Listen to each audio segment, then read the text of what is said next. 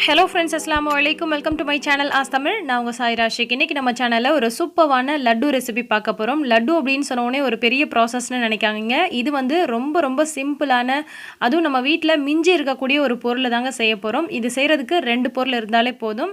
நம்ம வீட்டில் மிச்சமாகி இருக்கும் இல்லையா, அந்த சப்பாத்தியில் தான் நம்ம இதை செய்ய போகிறோம். இதுக்கு நான் வந்து 4 சப்பாத்தி எடுத்திருக்கேன். பொதுவாக ஏதாவது மீந்து போயிடுச்சு அப்படின்னு சொன்னாலே நம்ம வீட்டில் இருக்கக்கூடிய பெண்கள் நம்ம தாங்க சாப்பிடுவோம். ஸோ இந்த மாதிரி செஞ்சிட்டிங்க அப்படின்னு சொன்னால் ஆளுக்கு ஒரு உருண்டை எடுத்துட்டா கூட ரொம்ப சீக்கிரமாகவே இந்த மாதிரி மீந்து போன பொருட்கள்லாம் வந்து காலி ஆகிடும். நீங்கள் வேஸ்ட் ஆக்கவும் மாட்டீங்க. இதுக்கு நான் வந்து 4 சப்பாத்தி எடுத்திருக்கேன். இது கூட நம்ம இன்னொரு பொருள் சேர்க்க போகிறோம், அது வெல்லங்க. வெல்லத்துக்கு பதிலாக நீங்கள் கண்டென்ஸ்டு மில்க் இருந்தால் அது கூட ஆட் பண்ணிக்கலாம். கண்டென்ஸ்ட் மில்க் எல்லார் வீட்லேயும் இருக்காது. ஸோ வந்து வெல்லம் இருந்துச்சுன்னா வெல்லம் எடுத்துக்கோங்க. அப்படி இல்லைனா சக்கரை இருந்தால் கூட போதும். இல்லை எனக்கு சக்கரை சேர்க்கறதுக்கு விருப்பம் இல்லை, ஹெல்த்தியாக இருந்தால் நல்லாயிருக்கும் அப்படின்னு நினைக்கிறவங்க பேரிச்சம்பழம் இருந்துச்சுன்னா கொட்டை நீக்கி பேரிச்சம்பழம் ஒரு 4-5 எடுத்துக்கோங்க. இப்போ வந்து நம்ம எடுத்து வச்சுருக்க எல்லா சப்பாத்திகளையும் இந்த மாதிரி ஒரு ரஃப்பாக பிச்சு போட்டுக்கலாம். ஒரு மிக்ஸி ஜாரில் போட்டுக்கோங்க. போட்டுட்டு இதை வந்து ஃபஸ்ட்டு நம்ம வந்து கொரகொரப்பாக வந்து அரைச்சி எடுத்துக்கலாம். ரொம்ப வந்து நைஸாக ஓட்டணும் அப்படின்ற அவசியம் கிடையாது. இந்த மாதிரி நீங்கள் ஓட்டினீங்க அப்படின்னு சொன்னால் இந்த மாதிரி ஒரு பதத்துக்கும் வரணுங்க.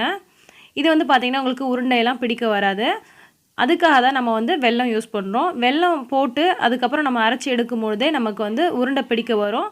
ஸோ இப்போ நம்ம வெல்லத்தையும் சேர்த்து அரைச்சி விட்டு எடுத்துடலாம். வெல்லம் வந்து பார்த்திங்கன்னா ஒரு சப்பாத்திக்கு ஒரு டேபிள் ஸ்பூன் இருந்துச்சு அப்படின்னாலே உங்களுக்கு போதுங்க. சில நேரம் பார்த்திங்கன்னா வெல்லம் சேர்த்து செய்யும் போது கூட உங்களுக்கு உருண்டை பிடிக்க வராது. அந்த மாதிரியான சமயத்தில் இந்த மாதிரி ஒரு 4 பேரிச்சம்பழம் மட்டும் நீங்கள் சேர்த்து அரைச்சிக்கலாம். இது வந்து பார்த்திங்கன்னா உங்களுக்கு அந்த கொழகொழப்பு தன்மை இருக்கிறனால உங்களுக்கு உருண்டை பிடிக்கிறதுக்கு ரொம்பவே நல்லா வரும். சப்பாத்தியும் வெல்லம் மட்டுமே சேர்த்து அரைச்சாலே உங்களுக்கு பெரும்பாலும் உருண்டை பிடிக்க வரும். சில நேரங்களில் மட்டும்தான் வராது. நான் சில நேரம் செஞ்சுருக்கேன், வந்து எனக்கு அப்படி உருண்டை பிடிக்க வந்திருக்கு. இந்த டைம் வந்து பார்த்திங்கன்னா உருண்டை பிடிக்க வராதனால இது கூட வந்து நான் 4 பேரிச்சம்பழத்தையும் சேர்த்து போட்டு அரைச்சிருக்கேன். பாருங்கள் எவ்வளோ சூப்பராக வந்து நமக்கு உருண்டை பிடிக்க வருதுன்னு. இந்த மாதிரி சின்ன சின்ன உருண்டைகளாக நீங்கள் போட்டு வச்சிட்டிங்க அப்படின்னு சொன்னால் ஆளுக்கு ஒன்று எடுத்துருவாங்க. அந்த சப்பாத்தியெல்லாம் எங்கே காலியாக போகுதுன்னே தெரியாது.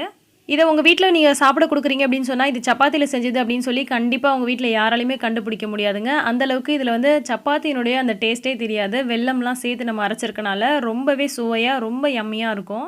இது டேஸ்ட்டு மட்டும் இல்லாமல் ரொம்ப ஆரோக்கியமும் கூட. ஏன்னா நம்ம சர்க்கரைலாம் எதுவும் சேர்க்காமல் வெல்லம் சேர்த்துருக்கோம். கூடவே நம்ம பேரிச்சம்பழமும் சேர்த்துருக்கனால ரொம்ப ரொம்ப ஹெல்த்தியான ஒரு லட்டுங்க இது.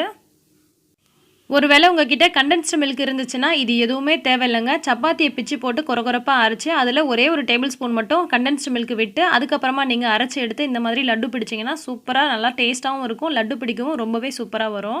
இனிமேல் உங்கள் வீட்டில் சப்பாத்தி மிஞ்சி போச்சுன்னு சொன்னால் அதை பெண்களாகிய நீங்கள் மட்டுமே சாப்பிடாம இந்த மாதிரி செஞ்சு வச்சுட்டிங்கன்னா எல்லாருமே சேர்ந்து சாப்பிடுவாங்க. உங்களுக்கு சப்பாத்தி வந்து இனிமேல் மிஞ்சி போகிற வேலையே இருக்காதுங்க. இந்த வீடியோ உங்களுக்கு பிடிச்சிருந்தா கண்டிப்பாக லைக் பண்ணி மற்றவங்களுக்கும் ஷேர் பண்ணுங்கள். இதே மாதிரியே சிம்பிளான சூப்பரான ஆரோக்கியமான ரெசிபிஸ் உடனுக்குடன் தெரிஞ்சுக்க ஆஸ்தமிழ் சேனலை மறக்காமல் சப்ஸ்கிரைப் பண்ணிவிடுங்க. பக்கத்தில் இருக்கக்கூடிய பெல் ஐக்கானையும் கிளிக் பண்ணிவிடுங்க. எல்லா புகழும் இறைவனுக்கே. நன்றி.